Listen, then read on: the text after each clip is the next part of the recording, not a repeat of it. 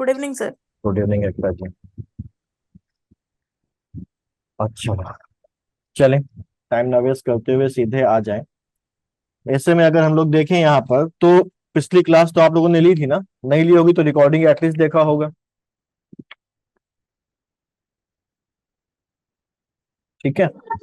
तो हम लोगों ने लास्ट क्लास में ये बात की थी कि हम लोगों के पास जो एसे का सिलेबस है उसमें 9 एसेज आते हैं और 9 एसेज में से हमको 3 लिखने होते हैं। हम लोगों ने उसका सिलेबस देखा था, महिला सशक्तिकरण और महिला से रिलेटेड कुछ मुद्दों पर बात की थी और आपको वुमेन एम्पावरमेंट के ऊपर निबंध लिखने को दिया था। बहुत से लोगों ने लिख के भेजा और उनको मैंने चेक करके वापस भी कर दिया था। ठीक है। और आज हम लोग आगे बात करेंगे। आगे जो टॉपिक है हमारे पास उसमें हम लोग बात करेंगे आज साहित्य।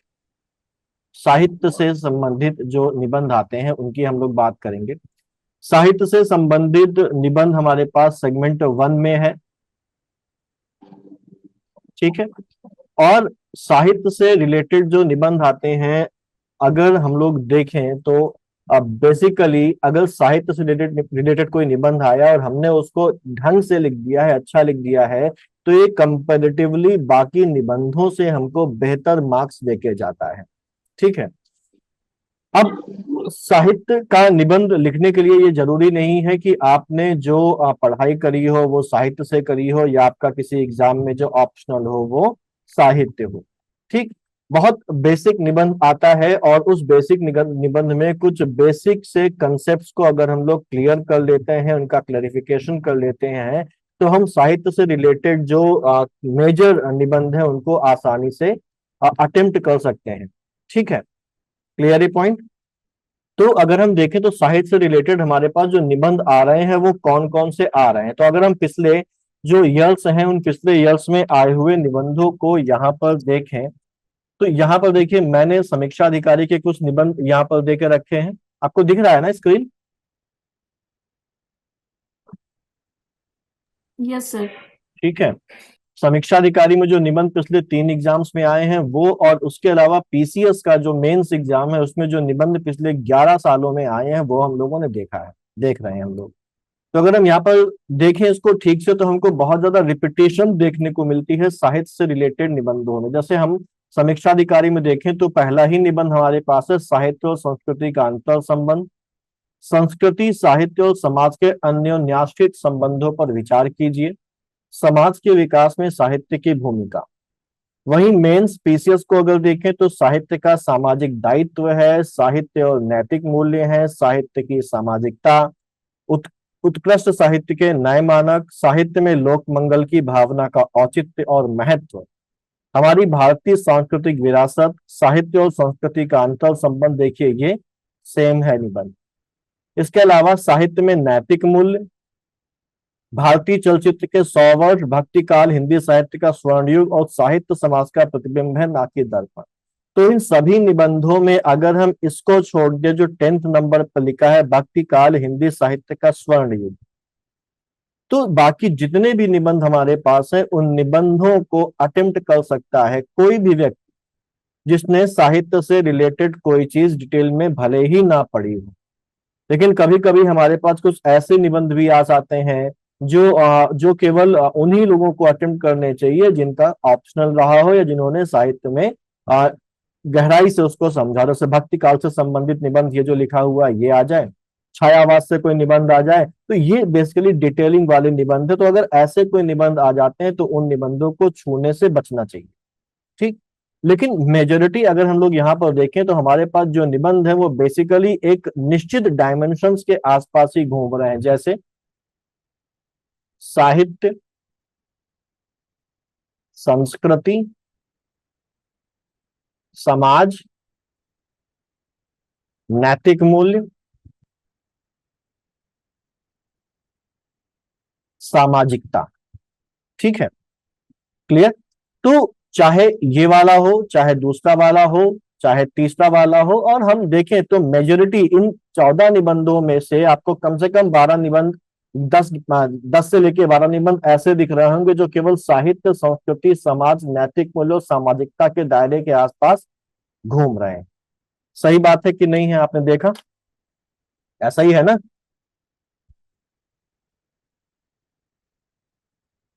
सीमा जी, मेरी आवाज आ रही है आपको? जी सर। जी ठीक सर। है। ठीक है, तो ये चीज आपको क्लियर है ना कि ये वाले सेगमेंट में अगर हम कुछ बेसिक चीजों से रिलेटेड कंसेप्ट क्लियर कर लें तो इस सेगमेंट से आने वाले निबंध को हम अच्छी तरीके से अटेम्प्ट कर सकते हैं, है ना? ठीक है। तो यहाँ पर बेसिकली हम लोग लेके चलेंगे इन निबंधों को और इनके बेसिक कंसेप्ट को, बेसिक डायमेंशंस को डिस्कस करेंगे। ठीक। तो सबसे पहले हम लोग शुरुआत कर लेते हैं, या हम देख लेते हैं कि हमको यहाँ पर कौन कौन से डायमेंशंस पढ़ने हैं। तो यहाँ पर पहली चीज तो हम लोगों को ये पढ़नी है, जब हम इन निबंधों को अटेम्प्ट करने की बात करते हैं, कि साहित्य बेसिकली क्या है, साहित्य का मतलब क्या है, समाज का मतलब क्या है, संस्कृति का मतलब क्या है। ठीक है। ऐसे ही अगर हम लोग देखें तो लोक मंगल का मतलब क्या है, ऐसे ही नैतिक मूल्य क्या होते हैं। और दो तीन बार निबंध ऐसा पूछा गया है कि साहित्य समाज का दर्पण है, तो दर्पण क्या होता है और दर्पण किस तरीके से साहित्य से रिलेट करता है। ऐसे ही प्रतिबिंब क्या होता है और प्रतिबिंब किस तरीके से साहित्य से रिलेट करना है, ये हम लोगों को यहाँ पर समझना है। तो अगर हम इतना समझ लेंगे तो साहित्य से रिलेटेड कोई भी निबंध हमारे सामने आएगा, हम उसको प्रॉपरली और अच्छी तरीके से अटेम्प्ट कर सकेंगे और अच्छे मार्क्स यहाँ पर गेन कर सकेंगे। ये ध्यान रखिएगा कि ये हमारे पास सेक्शन 1 का पहला टॉपिक है। तो अगर हम अपनी कॉपी को देखें जिसमें हमको निबंध लिखना है, तो अगर हमने साहित्य का निबंध अटेम्प्ट किया है तो ये सबसे पहले पन्ने पर सबसे पहला निबंध होगा। और मैंने आपको ये बताया था कि हमारे यहाँ एक सिस्टम चलता है पूरी दुनिया में कि first impression is last impression. और मैंने ये बताया था कि अगर आप पहला निबंध अच्छा लिख लेते हैं, औसत से बेहतर लिख लेते हैं, तो आगे के निबंधों में आपने भले ही एवरेज लिख क्यों ना लिखा हो, आपको जो मार्क्स मिलेंगे वो मार्क्स आपको एवरेज से बेहतर ही मिलेंगे, क्योंकि एग्जामिनर आपके पहले निबंध से अगर आपसे प्रभावित हो जाता है तो वो आगे आने वाले निबंधों में भी आपको उसी तरीके से मार्किंग करना शुरू कर देता है। लेकिन अगर आपका पहला निबंध ही गोबर है, पहला निबंध ही कूड़ा लिख दिया आपने, तो आप आगे भले ही कितना अच्छा क्यों ना लिख दें, पहले निबंध का उसके ऊपर जो इंप्रेशन पड़ा है वो इंप्रेशन आगे आने वाले निबंधों में आपकी जो परफॉर्मेंस है उस पर भारी पड़ेगा। ठीक। तो इसको आपको ध्यान रखना है और यहाँ पर इन सभी कंसेप्ट को हम एक बार डिस्कस कर लेते हैं और उसके बाद इनके निबंधों की हम लोग प्रैक्टिस करेंगे। तो ध्यान से समझिएगा, पहला निबंध है ये, कॉपी में भी आपका पहला निबंध होगा। ठीक। तो सबसे पहली चीज हम लोग यहाँ पर देखते हैं कि भाई जो साहित्य है उसका मतलब क्या होता है। ठीक। हम लोग यहाँ पर निबंध के पॉइंट ऑफ व्यू से बात कर रहे हैं, निबंध के कंटेक्स्ट में बात कर रहे हैं, तो यहाँ पर थोड़ा सा साहित्यिक पुट तो होना ही चाहिए। तो साहित्य बेसिकली क्या होता है, तो साहित्य जो बना हुआ है, बहुत कॉमन सी बात है, आपको पहले से पता होगी। साहित्य जो बना हुआ है अगर हम इसको तोड़े तो ये सा और धन हित से मिलकर बना हुआ है, यानी कि हित के साथ सा उपसर्ग लग जाता है तो क्या बन जाता है, साहित्य बन जाता है। जो सा उपसर्ग है इसका अर्थ होता है सहित, जैसे सजीव, सजीव का मतलब क्या होता है, जीवन सहित, है ना। सपत्नी यानी कि पत्नी के सहित, ऐसे ही सहित यानी कि हित के सहित। हित का यहाँ पर मतलब क्या है, हित का मतलब होता है यहाँ पर कल्याण, यानी कि हित का मतलब यहाँ पर कल्याण हो गया। तो जो साहित्य है, साहित्य का मतलब यहाँ पर अगर हम लोग देखें तो साहित्य का मतलब निकल के आता है वह जिसमें हित समाहित हो। ठीक है, वह जिसमें हित समाहित हो उसको हम लोग क्या बोलते हैं, उसको हम लोग साहित्य बोलते हैं। और ये जो साहित्य है ये किसी भी परिस्थिति में हम किसी भी परिस्थिति में समाज और व्यक्ति के हित की बात करता है, समाज और व्यक्ति के हित की कामना करता है। ठीक है, समाज और व्यक्ति के हित की कामना करता है। तो साहित्य क्या करता है, पहली बात हित यानी कि कल्याण की कामना करता है। तो किसके कल्याण की कामना करता है, समाज के कल्याण की कामना करता है, प्लस समाज में जो व्यक्ति रह रहे हैं उन व्यक्तियों के कल्याण की कामना ये करता है। यानी कि टोटैलिटी के कल्याण की बात भी ये करता है और इंडिविजुअल के कल्याण की बात भी ये करता है। सामाजिक और व्यक्तिगत हित दोनों के ही कल्याण की बात करता है।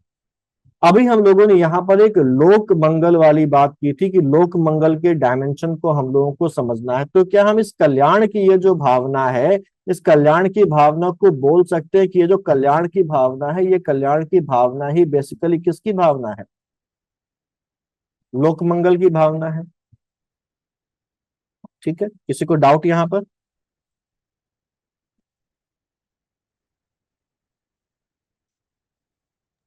No sir. नो ठीक है, सर। तो अगर साहित्य कल्याण की बात करता है, सबके हित की बात करता है, तो जाहिर सी बात है वो लोक मंगल की बात करता है। यहाँ पर लोक का मतलब क्या है, लोक का मतलब है यहाँ पर समाज और समाज में रहने वाले व्यक्ति। और केवल व्यक्ति ही नहीं, कोई भी साहित्य होगा वो अपने आप को कभी भी किसी भी व्यक्ति, किसी भी समाज, किसी भी देश या किसी भी सजीव और निर्जीव की सीमा में नहीं बांधता। जब हम साहित्य की बात करते हैं तो साहित्य हमेशा एक टोटलिटी में कल्याण की भावना, कल्याण की बात करता है। और इस टोटलिटी के कल्याण की बात में मनुष्य भी शामिल है, इस टोटलिटी के कल्याण की बात में पशु पक्षी भी शामिल हैं, पर्यावरण भी शामिल है, सजीव भी शामिल है, निर्जीव भी शामिल है, हमारा देश भी शामिल है, पूरा दुनिया भी शामिल है और ब्रह्मांड भी शामिल है। यानी कि ये जो लोक मंगल की भावना यहाँ पर कही गई है, इस लोक मंगल की भावना में केवल मनुष्यों के लोक मंगल की, मनुष्यों के कल्याण की बात नहीं की जा रही, बल्कि टोटलिटी में सभी के कल्याण की बात की जा रही है। ठीक है, हम लोग इसको अभी आगे और डिटेल में डिस्कस करेंगे। तो पहली चीज तो यहाँ पर निकल के आ गई, ये जो साहित्य है ये कल्याण की बात करता है, लोक मंगल की बात करता है। किसके मंगल की बात करता है, समाज एज वेल एज व्यक्ति, यानी कि टोटलिटी के भी और इंडिविजुअल के भी कल्याण की बात करता है। अब यहाँ पर बेसिकली अगर हम लोग देखें तो हित और लोक मंगल हम लोग बोल तो रहे हैं, लेकिन इसका मतलब क्या होता है, इसका मतलब होता है कि किसी भी अवस्था में, किसी भी काल में और किसी भी परिस्थिति में सकारात्मक अवधारण। ठीक है, तो हित या लोक मंगल का अर्थ होता है कि किसी भी अवस्था में, किसी भी काल में, किसी भी परिस्थिति में सकारात्मक अवधारणा की बात करना, एक लाभकारी अवधारणा की बात करना, एक कल्याणकारी अवधारणा की बात करना, ये होता है हित का मतलब। तो साहित्य जो है वो हमेशा सामने वाले के कल्याण की बात करेगा, उसके लोक उसके उसके हित की बात करेगा, उसके लिए एक सकारात्मक अवधारणा स्थापित करने की बात करेगा। अब साहित्य बेसिकली ये हित की या जो जो कल्याण की भावना की बात करता है वो कैसे करता है, तो साहित्य हमेशा अपने पात्रों के माध्यम से, पात्रों के माध्यम से ये संदेश देता है कि क्या हितकर है और क्या अहितकर है। तो ये बात तो टोटलिटी की भी करता है, बात इंडिविजुअल की भी करता है, लेकिन अगर ये संदेश देता है तो किसके माध्यम से देता है, पात्रों के माध्यम से देता है। उदाहरण के तौर पर अगर हम लोग देखें तो गीता, गीता में जो भगवान कृष्ण हैं, जो उसके एक पात्र हैं, वो गीता का ज्ञान दे रहे हैं, वो ये बता रहे हैं कि किस परिस्थिति में किस तरीके से व्यक्ति को बिहेव करना चाहिए। ऐसे ही गीता के अलग अलग पात्र हमको, सॉरी, महाभारत के अलग अलग पात्र हमको अलग अलग संदेश देते हैं। भले ही वो युधिष्ठिर हो जो हमको ये संदेश देते हैं कि व्यक्ति को सदैव सत्य बोलना चाहिए, भले ही वो अर्जुन हो, भले ही वो भीम हो जो ये कहते हो कि किसी भी परिस्थिति में व्यक्ति को साहस का साथ नहीं जोड़ना चाहिए, छोड़ना चाहिए, ऐसे ही रामचरितमानस में जो साहित्य है, जो तुलसीदास है, वो राम जो कि उसके एक पात्र हैं, उसके माध्यम से हमको ये बताते हैं कि एक आदर्श व्यक्ति कैसा होना चाहिए, एक आदर्श पति कैसा होना चाहिए, एक आदर्श पुत्र कैसा होना चाहिए, एक आदर्श भाई कैसा होना चाहिए। तो ये बेसिकली एक आदर्शवादी समाज की स्थापना का जो संदेश दिया जा रहा है साहित्य के द्वारा, वो अपने पात्रों के द्वारा दिया जा रहा है, इंडिविजुअल के द्वारा दिया जा रहा है। और इसका उद्देश्य क्या है? इसका उद्देश्य है कि इन चीजों को वे लोग और समाज अपने अंदर समाहित करें, जिससे कि उनका कल्याण हो, समाज में लोक मंगल का जो एक भाव है वो उत्पन्न हो और समाज का कल्याण हो। क्लियर है पॉइंट? जी सर। समझ में आ रहा ना? दिक्कत तो नहीं हो रही है आप लोगों को? नहीं सर। ठीक है। तो ये लोक मंगल की भावना है। किसी भी साहित्य को हम उठा के देख लें। अब बात करते हैं किसी भी साहित्य की। जब मैं बात करता हूं तो साहित्य के कई सारे रूप होते हैं। आप साहित्य को, रामचरितमानस को भी साहित्य बोल सकते हैं, आप गीता को भी साहित्य बोल सकते हैं। आपके लिए जो वैदिक वेद जो है, ब्राह्मण, उपनिषद, पुराण, जो कुरान है, जो बाइबल है, ये भी साहित्य है। मुंशी प्रेमचंद्र के जो उपन्यास हैं वो भी साहित्य हैं। वर्तमान में अगर हम लोग देखें तो चेतन भगत जैसे जो लेखक हैं, इनके जो जो जो रचनाएं हैं वो भी साहित्य हैं। और ऐसे ही बहुत सारा साहित्य ऐसा होता है जो सड़क के किनारे बिकता है। बहुत सा साहित्य ऐसा होता है जो जो जिसको हम लुगदी साहित्य के नाम से पुकारते हैं, जिसमें ऊट पटांग कहानियां होती हैं, जिसमें ऊट पटांग चीजें होती हैं। ठीक है, जैसे बहुत सारे हम उपन्यासकारों के नाम देख लें, सुरेंद्र मोहन पाठक, वेद प्रकाश गुप्ता जो भी है उनका नाम है। ठीक है, तो ऐसे लोगों के द्वारा भी साहित्य रचा जाता है। तो अब यहाँ पर बात ये आ जाती है कि साहित्य का अपना बहुत एक बड़ा डायमेंशन है। तो क्या हर वो चीज जो लिखी गई है जिसमें विचार समाहित है, क्या वो साहित्य की कैटेगरी में आ जाता है? तो यहां पर बात ये होती है कि हर वो चीज जो लिखी गई है, हर वो चीज साहित्य नहीं है। साहित्य वो चीज है जो व्यक्ति की भावनाओं को, व्यक्ति के अंतर्मन को झकझोरे और उसके अंदर ऐसी भावना उत्पन्न करे जो उसको एक बेहतर मनुष्य बनने के लिए, एक बेहतर मानव बनने के लिए प्रेरित करे। तो कोई भी चीज जो मनुष्य को एक बेहतर व्यक्ति बनने के लिए, उसके अंदर अच्छी भावनाओं का उद्गम करने का काम नहीं करती है, उसको हम साहित्य की कैटेगरी में नहीं रखेंगे। जैसे बहुत सी मैगजीन्स मिलती हैं, गृह शोभा हो गई, आपकी आपकी मनोहर कहानियां हो गई, और जैसे मैंने उपन्यासकारों के नाम लिए, इनके उपन्यास हो गए, इनकी उपन्यासों का या कोई चुटकुले की किताब हो गई, इन सब चीजों का कोई भी साहित्य में मूल्य नहीं है। और ये सब चीजें लुगदी साहित्य की कैटेगरी में आती हैं। क्यों? क्योंकि ये इनके अंदर जो कल्याण की भावना समाज की है वो नहीं है। साहित्य हमेशा दो फ्रंट पे काम करता है। एक फ्रंट होता है लोक रंजन और एक फ्रंट होता है लोक मंगल। लोक रंजन का मतलब होता है वो साहित्य जो केवल मनोरंजन के लिए रचा गया हो, और लोक मंगल जहां पर कल्याण की बात करी गई हो, जहां पर बेहतरी की बात करी गई हो, जहां पर कोई संदेश दिया गया हो जीवन को बेहतर बनाने के लिए। तो ये बिल्कुल फैक्ट है कि किसी भी साहित्य में मनोरंजन का और संदेश दोनों का ही तालमेल होना चाहिए। लेकिन अगर कोई साहित्य केवल मनोरंजन के लिए रचा गया है, मनोरंजन के लिए लिखा गया है, तो वो यहाँ पर इस कैटेगरी में, साहित्य की कैटेगरी में नहीं आता है, क्योंकि उसमें लोक मंगल की भावना कैसी है? मौजूद ही नहीं है। उसको हम आज पढ़ेंगे और कल भूल जाएंगे। और क्यों? क्योंकि उसमें क्या है? उसमें क्षणिक मनोरंजन है। तो ये हमको नहीं पढ़ना, और ऐसा साहित्य किसी काम का नहीं होता। बात करते हैं अगर लोक मंगल की भावना की, संदेश देने वाले साहित्य की भावना की, ऐसे साहित्य की जो हमारे अंतर्मन को झकझोर दे, ऐसे साहित्य की जो हमको बेहतर मनुष्य बनने की की ओर अग्रसर करे, जो हमको अच्छा इंसान बनाने की और अग्रसर करे, तो वो हमारे पास साहित्य है। लेकिन अगर साहित्य केवल लोक मंगल की बात करेगा, केवल हमको बेहतर व्यक्ति बनाने की बात करेगा, केवल हमको संदेश ही देता रहेगा, तो फिर वो कोई पढ़ेगा क्या? वो तो बोरिंग हो जाएगा। हो जाएगा कि नहीं हो जाएगा?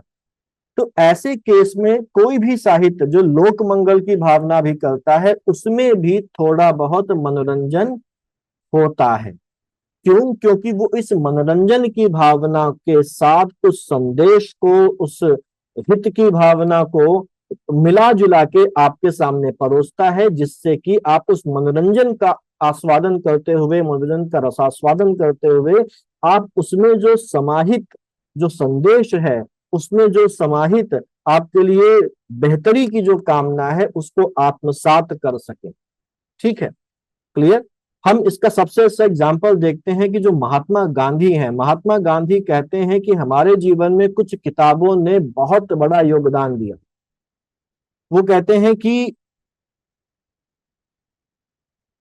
उन किताबों को पढ़कर मेरे जीवन में एक सकारात्मक परिवर्तन आया, सत्य बोलना मैंने सीखा। जैसे एक नाटक की बात करते हैं कि जब मैंने सत्यवादी हरिश्चंद्र का नाटक देखा तो उसके उस नाटक से मेरे अंदर सत्य बोलने की और त्याग की जो भावनाएं हैं वो उत्पन्न हो गई। उन्होंने आजीवन सत्य बोलने का व्रत लिया। तो ये साहित्य है जो एक व्यक्ति के मन को झकझोर कर उसको एक सामान्य व्यक्ति से क्या बना देता है? गांधी बना देता है। ठीक है, तो यहाँ पर साहित्य एक व्यक्ति का इस प्रकार से कायाकल्प कर देता है जिससे कि वो व्यक्ति अपने और समाज की बेहतरी के लिए काम कर सके और समाज को या इस धरती को जीवन के लिए एक बेहतर रहने के लिए एक बेहतर स्थान बना सके। ये सब चीजें किसमें आती हैं? जो साहित्य के अंदर लोक मंगल की भावना समाहित है उसमें ये आती है। ठीक है, यानी कि ये मनोरंजन के साथ साथ आपकी मानसिक स्थिति को, आपकी जो विचार हैं उनको बदलने का काम करता है, जिससे कि आपका आत्मिक, भौतिक और सर्वांगीण विकास हो सके। तो हर वो चीज जो इस प्रकार का काम करती है वही साहित्य है असली, और वही असली साहित्य हमारे निबंध का जो बेस होना चाहिए वो होना चाहिए। ठीक है, यहां तक कोई डाउट? No sir. सर। तो ये लोक मंगल की भावना से संबंधित हम लोगों ने कुछ बातें की। अब बेसिकली हम बात करते हैं साहित्य और समाज की। ठीक भाई, जहां पर हम लोग रह रहे हैं वो समाज है। ठीक है, जो चीजें हमारे आसपास हैं वो सारी चीजें क्या है? वो समाज का हिस्सा है। ठीक, तो साहित्य जो है बेसिकली अपना, अब जो साहित्य रचता है वो कौन है? साहित्य रचने वाला व्यक्ति कौन है? साहित्यकार है। ठीक है, साहित्य रचने वाला व्यक्ति कौन है? साहित्यकार है। और ये जो साहित्यकार है ये बेसिकली इसी समाज का भाग है। ठीक है, साहित्यकार इसी समाज का ही तो भाग होता है। क्या साहित्यकार समाज के बाहर से निकल के आता है? नहीं सर। ठीक, और वो जो साहित्यकार है क्योंकि वो उसी समाज का भाग है और वो ये देखता है कि समाज में हमारे आसपास क्या घटित हो रहा है, समकालीन समाज में क्या अच्छाइयां हैं, समकालीन समाज में क्या बुराइयां हैं, किस प्रकार का लोगों का रहन सहन है, किस प्रकार की समस्याएं लोग झेल रहे हैं, और वो उसी समाज में जो भी चीजों को देखता है उन चीजों को वो अपने शब्दों में साहित्य के रूप में रच देता है। तो ये जो समाज है बेसिकली यही साहित्य की क्या है? पृष्ठभूमि। यही साहित्य की पृष्ठभूमि है, और साहित्य की पृष्ठभूमि होते हुए ये समाज साहित्य को एक रॉ मटेरियल प्रोवाइड करता है। ठीक है, साहित्य को ये समाज रॉ मटेरियल प्रोवाइड करता है। तो अगर हम देखें तो समाज क्या कर रहा है? समाज साहित्य को रॉ मटेरियल प्रोवाइड कर रहा है, जिसका प्रयोग करके जो साहित्यकार है वो समाज साहित्य को रच रहा है। और साहित्य समाज को क्या दे रहा है? साहित्य जो है वो अपने माध्यम से समाज के हित की कामना कर रहा है। ठीक है ना, जो साहित्य है वो क्या कर रहा है? वो समाज के हित की कामना करता है। तो समाज साहित्य को एक पृष्ठभूमि प्रोवाइड कर रहा है, जिसके आधार पर साहित्यकार के द्वारा उस साहित्य की रचना की गई। भले ही वो साहित्य रामचरितमानस के रूप में हो, भले ही वो साहित्य प्रेमचंद्र के उपन्यासों के रूप में हो, भले ही वो साहित्य किसी और रूप में हो, और फिर वो जो साहित्य है वो बदले में समाज के हित की कामना करता है, तो ये दोनों बेसिकली एक दूसरे के ऊपर इंटरडिपेंडेंट है। समाज के बिना साहित्य की अवधारणा नहीं हो सकती, और साहित्य के बिना समाज अपनी कमियों को, अपनी गलतियों को नहीं देख सकता, और ना ही वो उनमें सुधार के साधनों को प्राप्त कर सकता है। क्योंकि ये साहित्यकार ही है जो समाज की सभी गलतियों को, समाज की सभी कमियों को, समाज की सभी अच्छाइयों को अपने साहित्य के माध्यम से खोल कर समाज के सामने रखता है, और अक्सर अपने साहित्य में उन चीजों को दूर करने का, उन चीजों को खत्म करने का और उन चीजों को बेहतर बनाने के उपाय भी प्रस्तुत करता है। ठीक है, जैसे अगर हम देखें तो प्रेमचंद्र का एक उपन्यास है गोदान। इस गोदान उपन्यास में जो कृषक हैं समकालीन समाज का, अच्छा एक बात यहां पर और ध्यान रखें, जो प्रेमचंद्र है वो साहित्यकार है, और प्रेमचंद्र जब अपना कोई भी उपन्यास लिखेंगे तो वो किस कालखंड की परिस्थितियों को उस उपन्यास में प्रस्तुत करेंगे। भूतकाल की गतिविधियों को, भविष्य की गतिविधियों को, या उनके समय में जो परिस्थितियां वहां पर मौजूद थी, उनके समय में जो चीजें वहां पर चल रही थी, उनको ध्यान में रखकर अपना साहित्य रचेंगे। बताइए। वर्तमान सर समय जो अपने परिस्थिति समय चल में। रही सर। है ना, यानी कि उनके समय में जो वहां पर गतिविधियां चल रही थी, उन गतिविधियों को ध्यान में रखते हुए वो अपना साहित्य रचेंगे। तो ऐसे ही जब यहाँ पर इन्होंने, आप मुंशी प्रेमचंद ने गोदान की रचना करी, तो उस गोदान की रचना में उन्होंने तत्कालीन समाज में एक औसत जो कृषक है, उस कृषक के जीवन में क्या समस्याएं आती हैं, उस कृषक को किन कठिनाइयों का पालन करना, कठिनाइयों का सामना करना पड़ता है, ये सब चीजें वहां पर दिखाई। तो हम ये बोल सकते हैं कि जो उनके समय का परिस्थिति थी, उस परिस्थिति के को ध्यान में रखते हुए गोदान को उन्होंने केवल एक कहानी के रूप में नहीं गढ़ा, बल्कि उन्होंने इसमें भारतीय ग्रामीण जीवन का एक प्रतिबिंब दिखाया। उसमें उन्होंने उस समय सामाजिक और आर्थिक असमानताएं जो थी, पारिवारिक संबंध जैसे होते थे, जो परंपराएं थी, और उस समय जो आधुनिकता की शुरुआत हो रही थी, उनके बीच में जो संघर्ष हो रहा था, उसको वहां पर उन्होंने दिखाया।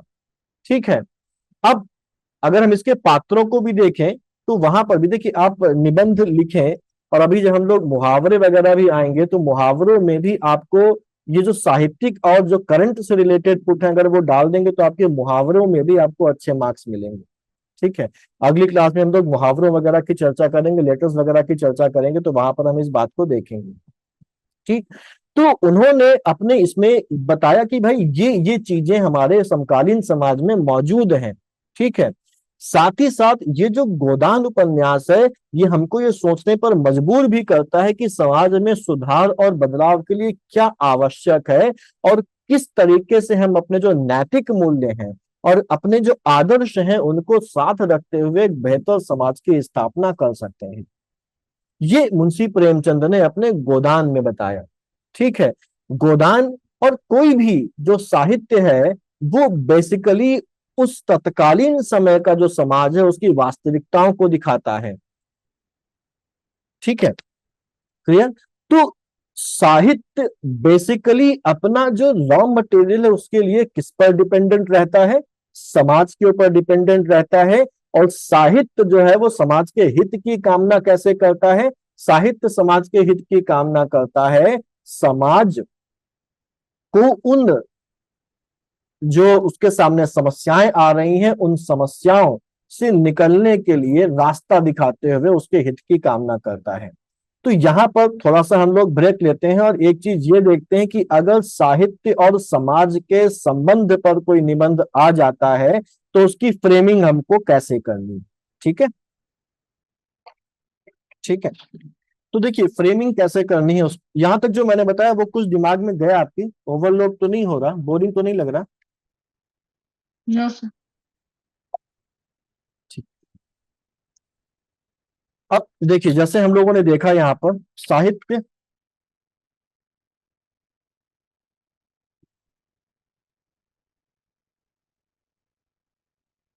और समाज का संबंध।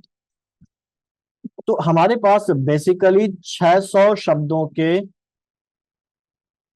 में निबंध लिखना है। अब यहां पर निबंध लिखने में हम कितने पैराग्राफ लिख सकते हैं तो वो डिपेंड करता है, लेकिन अगर मैं ये कहूं कि आपकी जो भूमिका होगी वो 60 शब्दों के आसपास रहे, और जो इसका उपसंहार यानी कि निष्कर्ष होगा वो भी 60 शब्दों के आसपास रहे, तो बाकी हमारे पास जो शब्द बचते हैं 120 शब्द हमारे पास ये हो गए, और हमारे पास बचते हैं कितने शब्द? 480 शब्द। ठीक। तो एक तरीका तो आप ये कर सकते हैं कि 60 शब्दों के आप 10 पैराग्राफ बना लें, अगर आपके पास ज्यादा मैटर, ज्यादा पॉइंट्स लिखने के हों।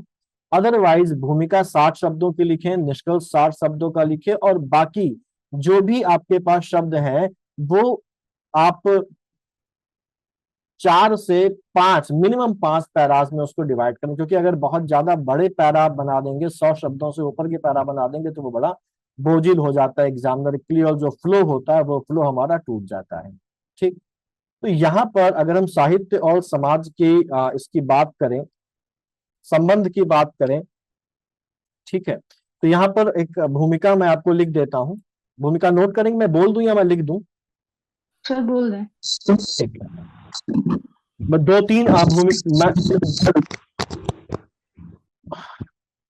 2-3 भूमिकाएं आपको लिखवा देता हूँ, कुछ छोटी कुछ बड़ी। ठीक है। तो जैसे एक भूमिका में छोटी सी आपको लिखवा रहा हूँ, आप उसमें जो भी पसंद हो उसमें अपने हिसाब से बदलाव करके लिख सकते हैं, या उनमें से जो भी आपको पसंद है वो लिख सकते हैं। तो साहित्य और समाज के बीच के संबंध में एक सिंपल सी पहली भूमिका है हमारी कि साहित्य और समाज के बीच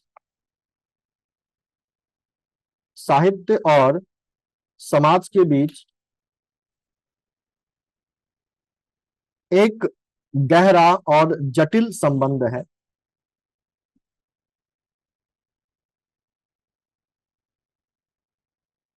ठीक है, गहरा और जटिल संबंध है जो मानव इतिहास के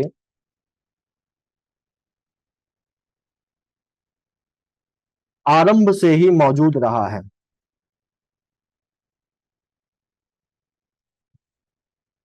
जो मानव इतिहास के आरंभ से ही मौजूद रहा है।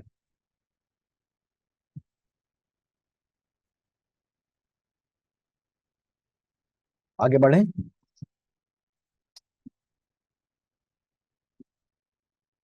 साहित्य समाज का प्रतिबिंब होता है,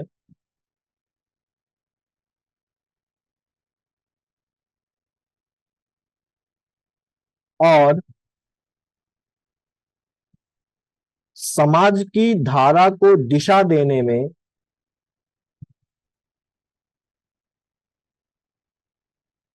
साहित्य समाज का प्रतिबिंब होता है, और समाज की धारा को दिशा देने में महत्वपूर्ण भूमिका निभाता है।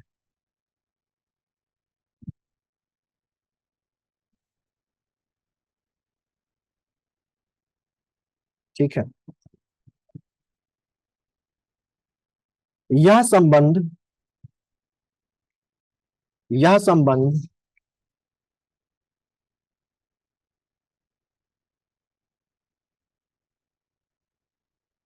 केवल एक दिशा में नहीं, या ऐसे लिख सकते हैं कि यह संबंध केवल एक मुखी नहीं,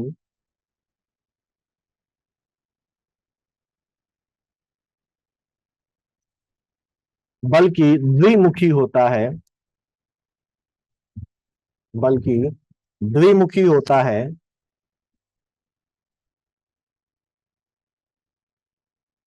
जहां साहित्य समाज को प्रभावित करता है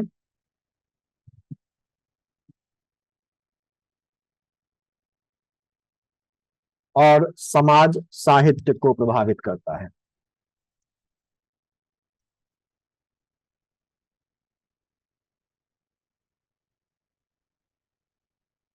ठीक है, क्लियर। एक और लिख लीजिए भूमिका या प्रस्तावना।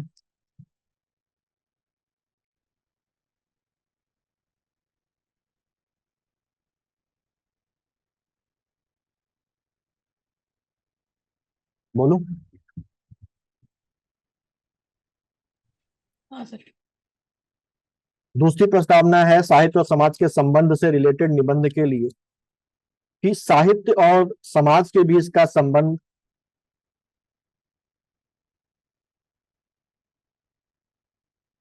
अत्यंत गहरा और अन्योन्याश्रित है। अत्यंत गहरा और अन्योन्याश्रित है।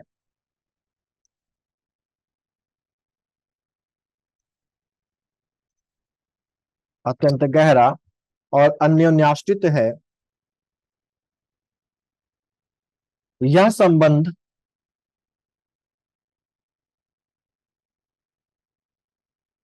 यह संबंध केवल किसी एक संस्कृति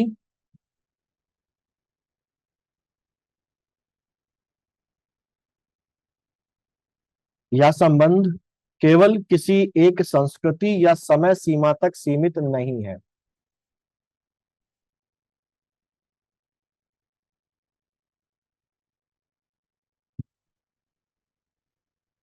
ठीक है, सीमित नहीं है, बल्कि यह सभी संस्कृतियों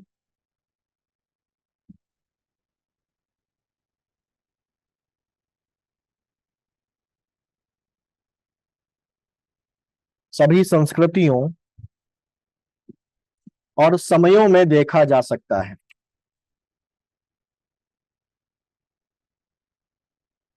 साहित्य समाज का दर्पण होता है।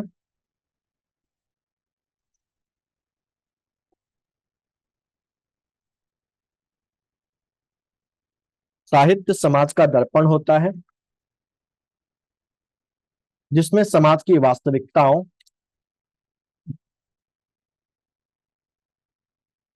भावनाओं,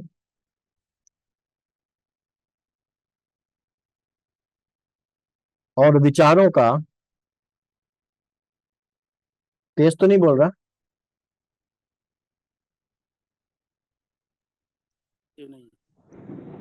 विचारों का प्रतिबिंब दिखाई देता है।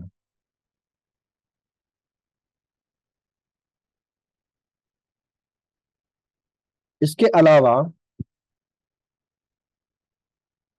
साहित्य समाज को दिशा देने, उसे सुधारने और प्रेरित करने का भी काम करता है।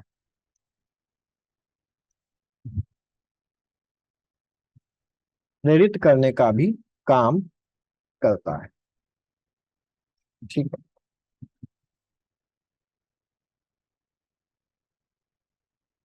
क्लियर? अब यहां पर सबसे पहले हम लोगों ने क्या लिख लिया? यहां पर सबसे पहले हम लोगों ने लिख ली भूमिका, जिसमें हमने दिखाया साहित्य और समाज में संबंध किस तरीके का है। अगले पैराग्राफ में हमको बताना है कि साहित्य क्या है। फिर उसके बाद अगले में हम लोग बताएंगे समाज क्या होता है। ठीक, समाज क्या होता है। उसके बाद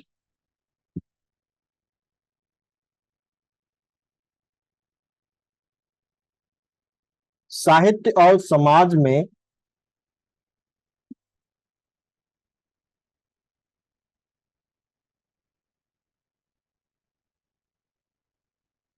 संबंध किस प्रकार के होते हैं।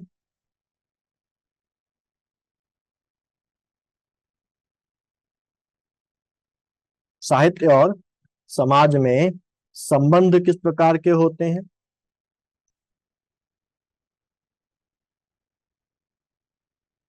इन संबंधों का प्रभाव किस प्रकार का है। और उसके बाद हमको लिख देना है यहां पर निष्कर्ष। ठीक, तो भूमिका दो मैंने आपको बताई, साहित्य क्या है ये बता दिया मैंने, समाज क्या होता है, संबंध किस प्रकार के हैं, संबंधों का क्या प्रभाव है। ठीक है। निष्कर्ष कैसे लिखने हैं, तो यहां पर मैं आपको दो निष्कर्ष भी बता देता हूं। ठीक है, तो निष्कर्ष, पहला निष्कर्ष बोलूं मैं? Yes sir. यस। लिखिए, साहित्य और समाज के बीच का संबंध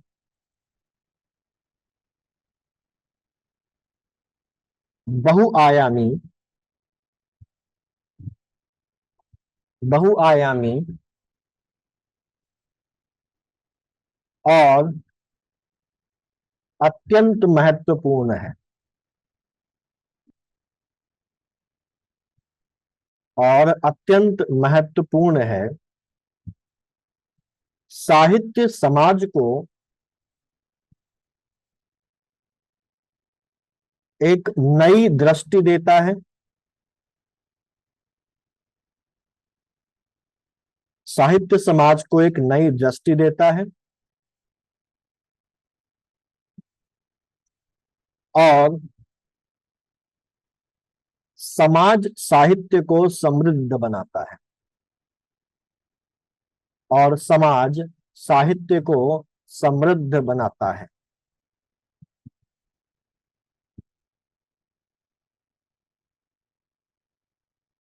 दोनों एक दूसरे पर निर्भर हैं।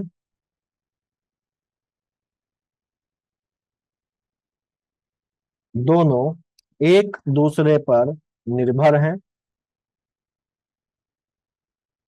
और और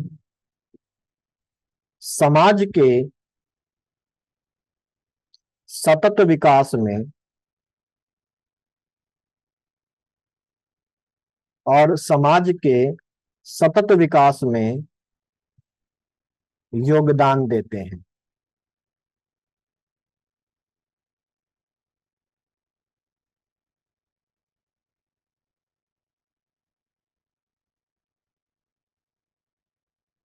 पूर्ण विराम।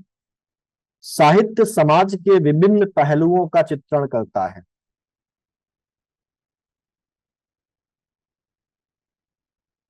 साहित्य समाज के विभिन्न पहलुओं का चित्रण करता है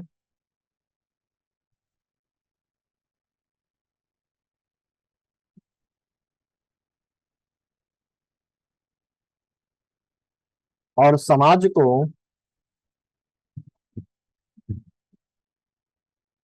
आत्मचिंतन और सुधार के लिए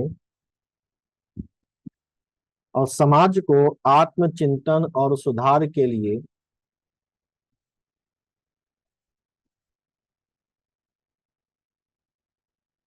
प्रेरित करता है।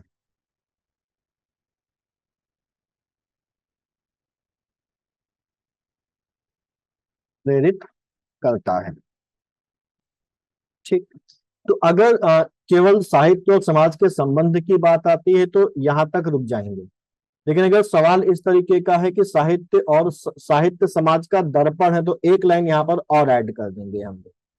ठीक है, क्या ऐड कर देंगे कि यह संबंध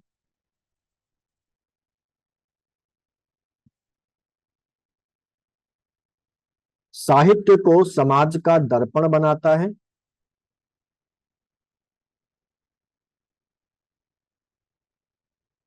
यह संबंध साहित्य को समाज का दर्पण बनाता है और समाज को साहित्य का प्रेरणा स्रोत।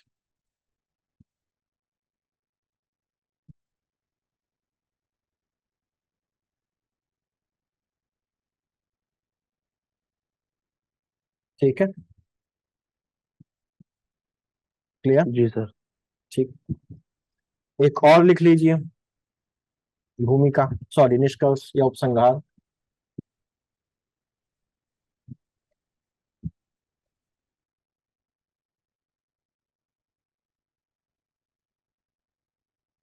बोलूं? जी सर। ठीक, लिखिए, साहित्य और समाज के बीच संबंध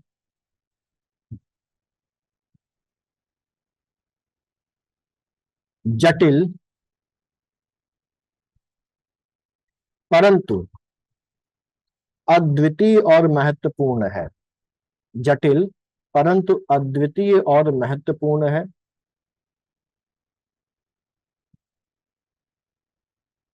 साहित्य समाज का प्रतिबिंब होता है।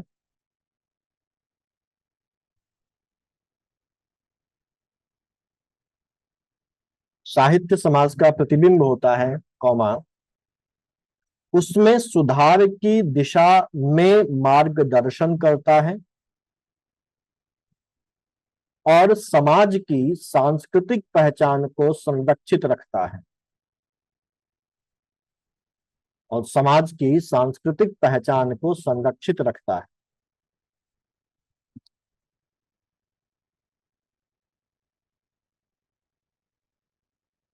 पूर्ण विराम। यह समाज की भावनाओं,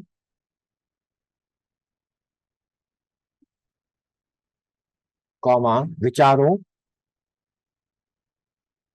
और वास्तविकताओं का सजीव चित्रण करता है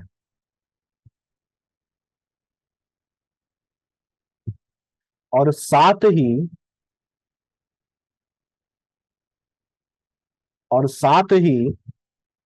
समाज को नए विचारों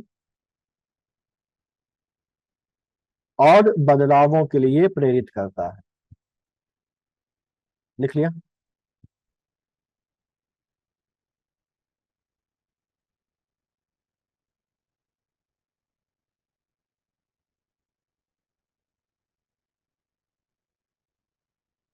हो गया? यस। ठीक है, आगे लिखिए। साहित्य और समाज का यह संबंध अनवरत, साहित्य और समाज का यह संबंध अनवरत और अमूल्य है, जो समय के साथ और भी गहरा और व्यापक होता जा रहा है। और भी गहरा और व्यापक होता जा रहा है। पूर्ण विराम।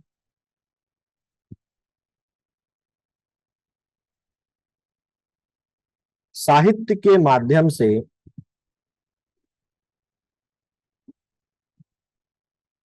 साहित्य के माध्यम से समाज अपने अतीत, वर्तमान और भविष्य को समझता और आकार देता है। साहित्य के माध्यम से समाज अपने अतीत, वर्तमान और भविष्य को समझता और आकार देता है। ठीक है, अब इनको एडजेक्टिव्स भी यूज कर सकते हैं या इनमें अपने हिसाब से एडिशन भी कर सकते हैं, बदलाव भी कर सकते हैं। ठीक है, यस सर। ठीक है। तो साहित्य और समाज के बीच का संबंध, इस पर निबंध आप लोग लिख लेंगे। आप लोग इसको लिखिएगा। फिर मैं पिछला जो महिला सशक्तिकरण का निबंध था उसका भी मुझको एक मॉडल ऐसे देना है, और जो आज मैं आपको लिखने को दूंगा इसको आप उसको लिख के भेजिएगा, फिर मैं उनका भी मॉडल आपको एक ऐसे प्रोवाइड कर दूंगा। ठीक है, क्लियर?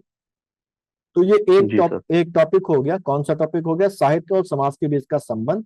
इसकी हम लोगों ने दो दो निष्कर्ष देख लिए, दो दो इसकी प्रस्तावनाएं हम लोगों ने देख ली। अब एक टॉपिक हम लोगों ने अभी और डिस्कस किया था, साहित्य में लोक मंगल की भावना।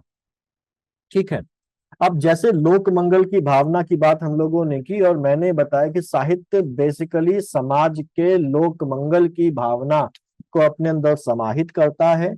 क्यों? क्योंकि साहित्य जो शब्द है यही जो बना है सधन हित के साथ, जिसमें हित का मतलब होता है कल्याण, यानी कि लोक मंगल। और ये जो लोक मंगल है, ये जो मंगल है, ये किसका है? ये लोक का मंगल है। और लोक में यहाँ पर सभी वस्तुएं सम्मिलित हो जाती हैं, वो चाहे इंसान हो, वो चाहे पशु पक्षी हो, वो चाहे पर्यावरण हो, वो चाहे हमारा ब्रह्मांड हो, या कोई भी। यानी कि यहाँ जो साहित्य है वो सभी सजीव, निर्जीव, मनुष्य और जो गैर मनुष्य चीजें हैं उन सभी के कल्याण की बात करता है। और ये केवल आज के कल्याण की बात नहीं करता, ये हमारे भविष्य में कल्याण की भी बात करता है। अलग अलग परिस्थितियों में हमारा हित हो, हमारे लिए सकारात्मक अवधारणाएं हो, उसके बारे में ये बात करता है। और ये भी मैंने भी बताया कि साहित्य हमको कब क्या करना है, क्या सही है, क्या गलत है, क्या करना चाहिए, क्या नहीं करना चाहिए, इसका ज्ञान देता है। क्यों? क्योंकि जो साहित्यकार है वो इसी समाज का प्राणी है और वो समाज में होने वाली गतिविधियों को देख रहा है, और जब वो उस पर विहंगम दृष्टि डालता है और उसके बाद उसको अपने साहित्य के रूप में रचता है, तो वो निरपेक्ष नहीं रह पाता, क्योंकि वो उसी समाज का भाग है। तो वो अपने आप को रोक नहीं पाता इस प्रकार का संदेश देने से के लिए कि किस तरीके से इन परिस्थितियों को सुधारा जा सकता है। लेकिन यहाँ पर एक बात और ध्यान रखनी है कि ये जो संदेश है, ये जो हमारी मानसिक स्थिति को बदलने का जो प्रयास है, वो साहित्य के द्वारा मनोरंजन की चाशनी में लपेट कर किया जाता है, जिससे कि हम उसको आसानी से ग्रहण कर सकें। ठीक है, हमको वो खाने में कड़वा ना लगे, हमको वो मीठा लगे, और मीठा लगने के साथ साथ हमारे जीवन को सुधारने का काम भी वो करे। ठीक, तो इस तरीके से लोक मंगल की भावना यहाँ पर समाहित है, और साथ ही साथ वो हमारा पथ प्रदर्शन भी कर रहा है। ठीक, अब यहाँ पर अगर देखें तो लोक मंगल की भावना, जैसा मैंने बताया, ये साहित्य का आधारभूत तत्व है। और समाज की समस्याओं और समाज की जो समस्याएं हैं उनमें जो समाधान हो सकता है, उसके लिए जो लेखक की जो प्रतिबद्धता है, उसकी एक जो ड्यूटी है कि वो किस प्रकार से समाज को जागरूक करे, लोगों के अंतर्मन को झकझोरे, कि वो इन जो समाज की बुराइयां हैं, समस्याएं हैं, उसको दूर कर सके। ठीक है, ये वो मनोरंजन को अपना साधन बनाकर करता है। ठीक, अब ये जो चीज है ये केवल आज से नहीं बल्कि प्राचीन काल से दिखाई पड़ती है, हमारे वेदों में, हमारे उपनिषदों में, रामायण में, महाभारत में, महाकाव्यों में, और बाद के जितने भी समय के जो भी हमारे साहित्य रचे गए हैं, सब में हमको ये भावना साफ साफ दिखाई देती है। ठीक, जैसे ऋग्वेद में हमारे बहुत सारे सूक्त हैं, जिनमें हमारे पास एक एक एक मंत्र मिलता है कि विश्वानि देव सवितल दुर्तानि परासु यद भद्रम तन्नासु, यानी जिसमें ईश्वर से प्रार्थना किया जा रहा है कि हे ईश्वर, जो भी हमारे लिए बेहतर हो वो हमको प्रदान करो। यानी कि हमारे जीवन को बेहतर बनाने के लिए जो अंतर्दृष्टि हमको चाहिए, हमारे जीवन को बेहतर बनाने के लिए जो भौतिक साधन संसाधन हमको चाहिए, वो हमको प्रदान करो। ये सारी बातें हमको ऐसी बातें ऋग्वेद में भी कही गई हैं। महाभारत में भीष्म पितामह की जो बातें हैं, भीष्म पितामह के जो उपदेश हैं, विदुर का जो चरित्र है, महाभारत के एक भाग के रूप में गीता में जो भगवान श्री कृष्ण ने जीवन के संबंधित जो उपदेश दिए हैं, जहां पर उन्होंने जीवन के नैतिक और धार्मिक मूल्य बताए हैं, ये सभी चीजें क्या कर रही हैं? सही और गलत बताते हुए हमको सही रास्ते की ओर चलने को प्रेरित कर रही हैं, जिससे कि हमारा मंगल हो सके, हमारा हित हो सके और हमारा कल्याण हो सके। और क्योंकि जो समाज है वो व्यक्ति से मिलकर बना है, तो जब व्यक्ति का कल्याण होगा तो क्या समाज का कल्याण नहीं होगा? अगर व्यक्ति में सुधार होगा तो क्या समाज में सुधार नहीं होगा? यानी कि व्यक्ति के कल्याण में ही समाज का कल्याण भी निहित है, और समाज के कल्याण में, जब समाज का कल्याण होगा, तो क्योंकि व्यक्ति समाज का भाग है, तो समाज के कल्याण होने से व्यक्ति का भी क्या होगा? कल्याण होगा। यानी कि दोनों ही स्तरों पर कल्याण की बात करता है अपने पात्रों के माध्यम से। वहीं जब हम आगे बढ़ते हैं और मध्यकाल में आते हैं, तो बहुत सारे ऐसे हमारे पास कवि हुए हैं, बहुत सारे ऐसे हमारे पास लेखक हुए हैं, बहुत सारे हमारे पास ऐसे साहित्यकार हुए हैं जिन्होंने समाज में व्याप्त कुरीतियों को, समाज में व्याप्त बुराइयों को दूर करने का प्रयास किया, उनके बारे में लोगों को जागरूक करने का प्रयास किया। और जिसमें सबसे बड़ा नाम जो हमारे सामने आता है वो किसका आता है? कबीर का, है ना? कबीर का नाम आता है। कबीर एक ऐसे इंसान के रूप में हमारे सामने आते हैं जो बहुत कड़वा बोलते हैं, ठीक है, जिनको किसी का डर नहीं है, जिनको बिल्कुल ये चिंता नहीं है कि मेरी बात किसी को अच्छी भी लग सकती है, किसी को बुरी भी लग सकती है, और अगर किसी को बुरी लग सकती है तो ये मध्यकाल का समय है जहां पर क्रूरता अपनी चरम सीमा पर पहुंची हुई है, और उसके बावजूद भी वो जो बुराइयां देख रहे हैं, जो कुरीतियां देख रहे हैं, उन बुराइयों और कुरीतियों के बारे में खुलकर बोलने में बिल्कुल भी नहीं हिचकते हैं, है ना। वो हिंदुओं की और मुस्लिमों की दोनों की जो कमियां हैं उनके बारे में खुलकर बोलते हैं, उनके बारे में खुलकर कहते हैं। हिंदुओं से वो क्या कहते हैं? हिंदुओं से कहते हैं जो सामाजिक भेदभाव उस समय फैला हुआ है, जो जाति पाति फैला हुआ है, उस पर वो आवाज उठाते हुए कहते हैं कि जो तू बामन बामनी जाया, आन बाटते काहे ना आया, है ना। और जन्म के आधार पर इसमें वो क्या कर रहे हैं? जन्म के आधार पर वो भेदभाव को का विरोध कर रहे हैं। और ऐसे ही जो धार्मिक आडंबर है उनका भी विरोध करते हैं, हिंदुओं के धार्मिक आडंबरों पर भी विरोध करते हैं, मुस्लिमों के धार्मिक आडंबरों का भी विरोध करते हैं। साफ साफ लिखा हुआ है हिंदुओं के लिए, उन्होंने बोला है कि मूड मुड़िया हरि मिले तो सब कोई लई मुड़ाए, और बार बार के मुड़ते भेड़ा न बैकुंठ जाए।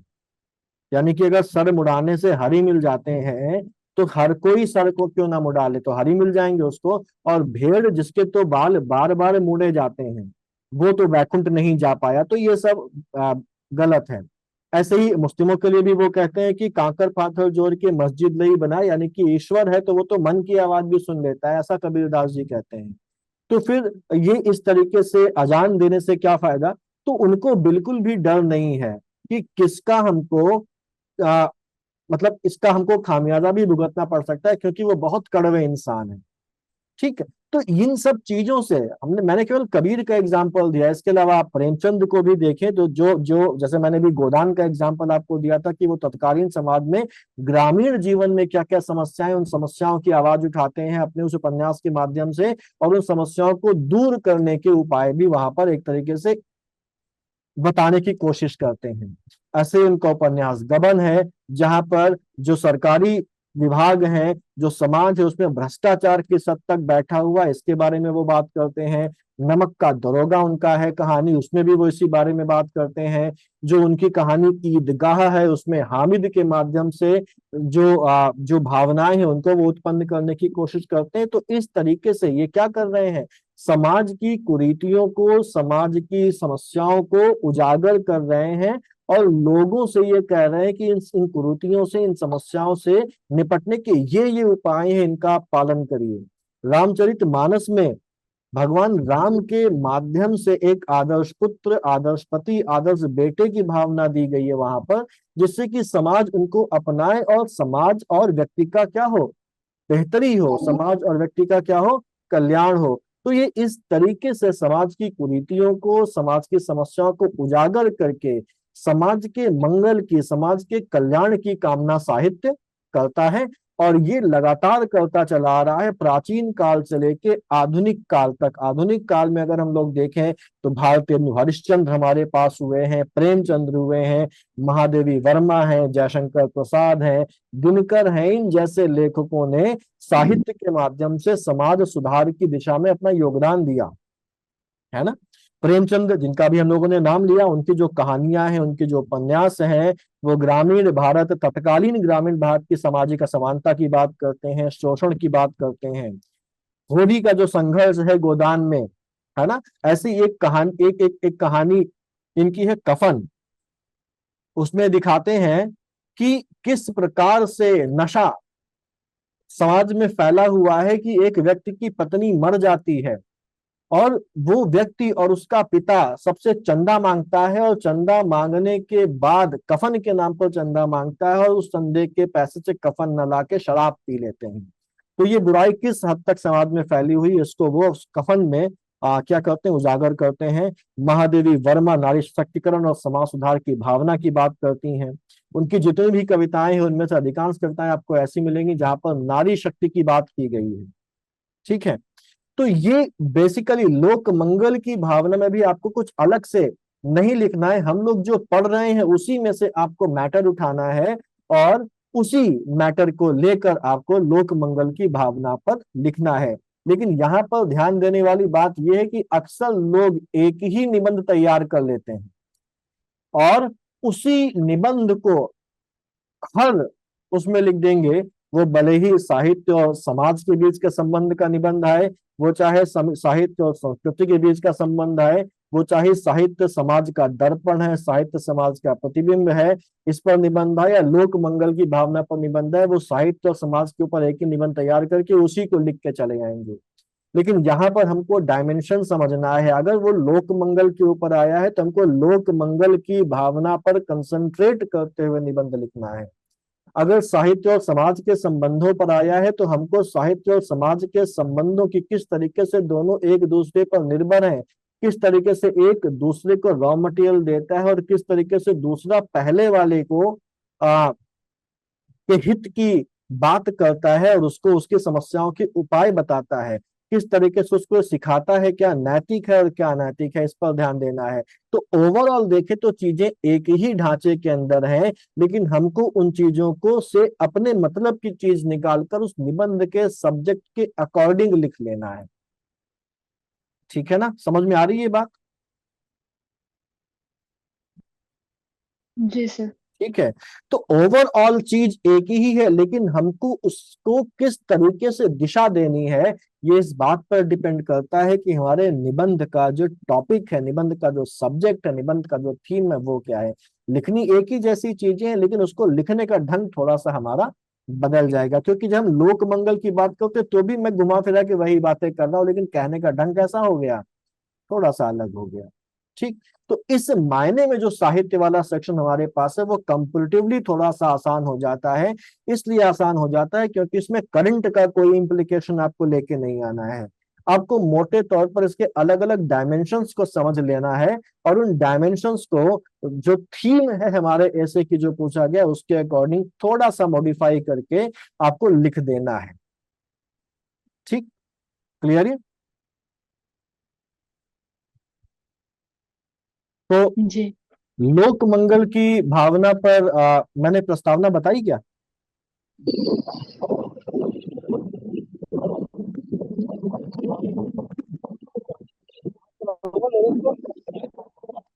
आवाज नहीं आ रही है आपकी।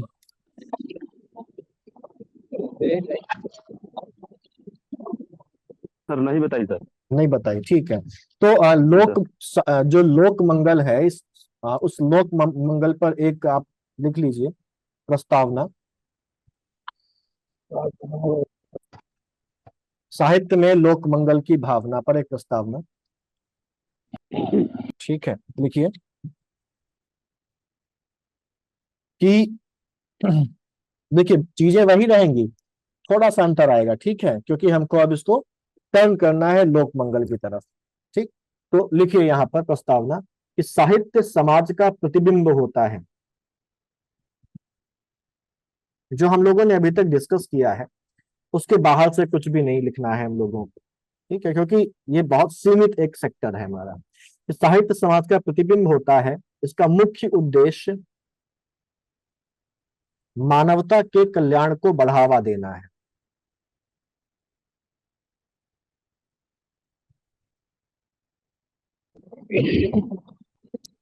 इसका मुख्य उद्देश्य मानवता के कल्याण को बढ़ावा देना है।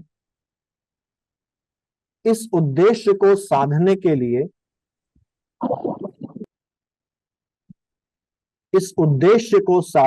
लिए साहित्य में लोक मंगल की भावना का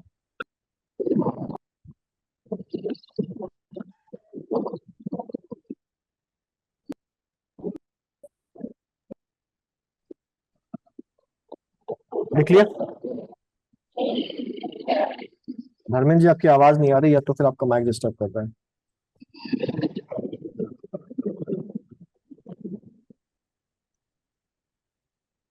साहित्य समाज का प्रतिबिंब होता है और इसका मुख्य उद्देश्य मानवता के कल्याण को बढ़ावा देना है। इस उद्देश्य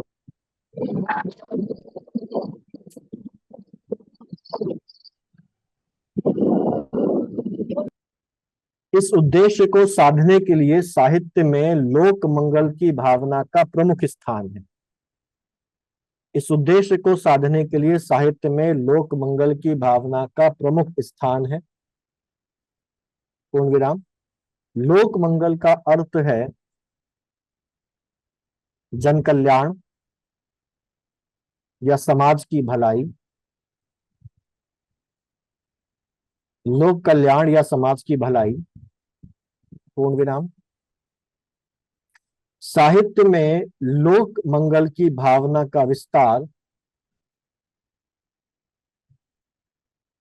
साहित्य में लोक मंगल की भावना का विस्तार समाज के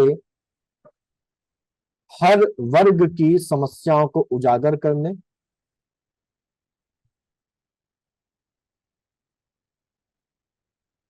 उनको समाधान की दिशा में प्रेरित करने,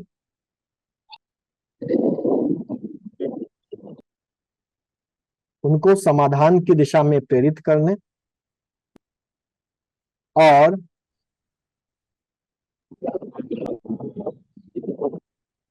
साहित्य में लोक मंगल की भावना का विस्तार समाज के हर वर्ग की समस्याओं को उजागर करने, उनको समाधान की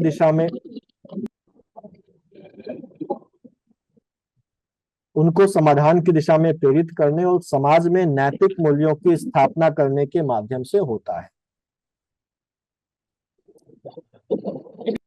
और समाज में नैतिक मूल्यों की स्थापना के माध्यम से होता है। लिख लिया आप लोगों ने?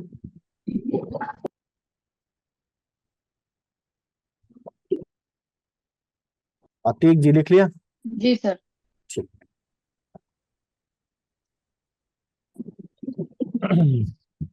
अब इसका निष्कर्ष या उपसंहार लिख लीजिए।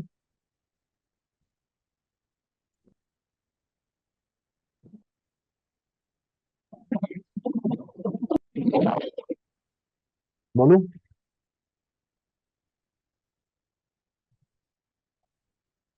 Yes sir. लिखिए, साहित्य में गजेंद्र जी आवाज नहीं आ रही आपकी, बहुत डिस्टर्ब हो रही है आवाज। साहित्य में लोक मंगल की भावना समाज के विकास। तेज तो नहीं बोल रहा ना मैं? नहीं सर, ठीक है। ठीक है। साहित्य में लोक मंगल की भावना समाज के विकास और सुधार का एक प्रमुख साधन है। समाज के विकास और सुधार का एक प्रमुख साधन है।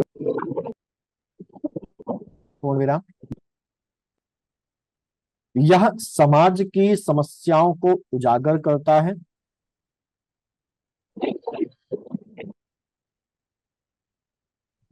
नैतिक मूल्यों की स्थापना करता है,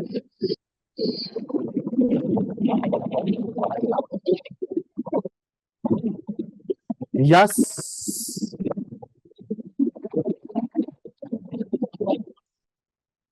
समाज की समस्याओं को उजागर करता है, नैतिक मूल्यों की स्थापना करता है और समाज को जागरूक और प्रेरित करता है। और समाज को जागरूक और प्रेरित करता है। पूर्ण विराम। साहित्यकारों की रचनाएं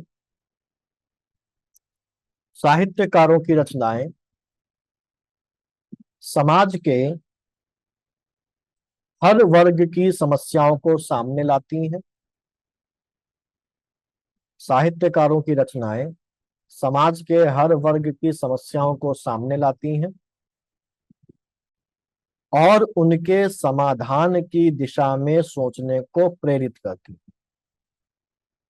और उनके समाधान की दिशा में सोचने को प्रेरित करती हैं।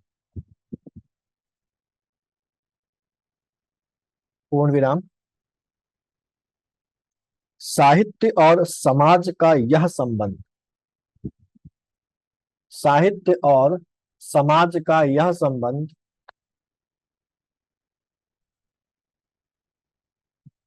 साहित्य और समाज का यह संबंध अमूल्य और अविच्छिन्न है। अमूल्य और अविच्छिन्न है, जो समाज के कल्याण और उसकी प्रगति की दिशा में, जो समाज के कल्याण और उसकी प्रगति की दिशा में सतत प्रयासरत है। सतत प्रयासरत है।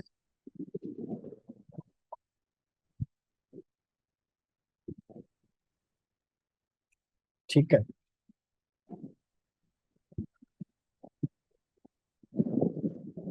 अब आपको दो निबंध लिख के भेजने हैं, फिर मैं इनका आपको जो वैल्यूएशन है वो कर दूंगा और उसके बाद इनके जो मॉडल एसेज है वो प्रोवाइड कर दूंगा। ठीक। तो कौन कौन से निबंध आपको लिख के भेजने हैं?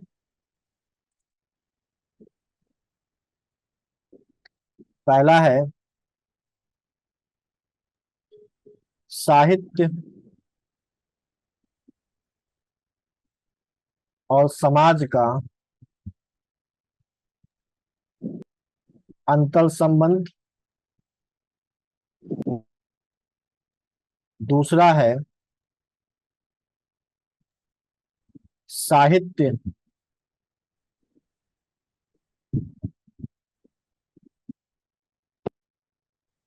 समाज का दर्पण है। एक और लिख लीजिए, साहित्य में लोक मंगल की भावना। ये तीन आपको लिख के भेजने हैं। पिछले निबंध में मैंने वर्ड लिमिट के लिए आपको थोड़ा सा रिलैक्स किया था कि कोई दिक्कत नहीं, लिख के भेजिए। लेकिन ये निबंध आपको 600 से 625 शब्दों के बीच में खत्म कर। ठीक है। 625 शब्दों के ऊपर ये निबंध आपका नहीं जाना चाहिए। समझ गए इस बात को? और पैरा जो बनाइएगा वो 60 से 100 शब्दों के बीच का पैरा आपका होना चाहिए। 60 शब्दों से कम नहीं, 100 शब्दों से ज्यादा का पैरा नहीं बनाइएगा। ठीक है। तो ये निबंध आप लिख के भेजिए और वो देख लीजिएगा कि मैंने जो बनाया था शेड्यूल की किस दिन कौन सी क्लास होगी। आपके पास पड़ा हो तो प्लीज मुझे फॉरवर्ड कर दीजिएगा, क्योंकि मेरे पास से वो डिलीट हो गया है। मेरा फोन थोड़ा सा गड़बड़ हो गया था तो वो गायब हो गया है। ठीक है। तो उसको प्लीज भेज दीजिएगा, तो अगली जो क्लासेस होंगी वो उसी शेड्यूल उसी टाइम टेबल के हिसाब से हमारी होगी। ठीक है। कोशिश करिए, समय है हमारे पास, खराब लिखेंगे तभी तो अच्छा लिखना सीखेंगे। तो खराब लिख रहे हैं, जैसा भी लिखें, आपको लगता है खराब लिखा तो खराब लिखिए, क्योंकि लिखने से ही सुधार होगा। ठीक है। तो इनको लिख के भेजिए, फिर मिलते हैं उस शेड्यूल के मुताबिक अगली क्लास में। अगली क्लास भी ऐसे की है और उसके बाद जैसा शेड्यूल होगा उस अकॉर्डिंग हम लोग चलते रहेंगे। ठीक है। चलिए मिलते हैं फिर। ठीक है। Good night. जी sir. Good night good sir. Night. Good night. जय हिंद सर। जय हिंद।